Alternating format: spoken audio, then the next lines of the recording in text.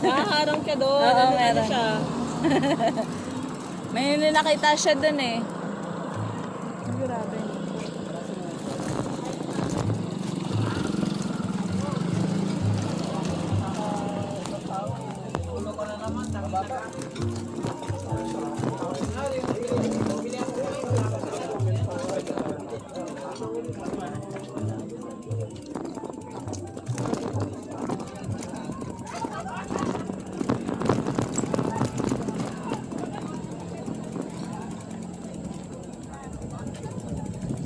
Oh, dahil walang sasabit ng bike ko, ako lang sasabit ng bike ko, Rene.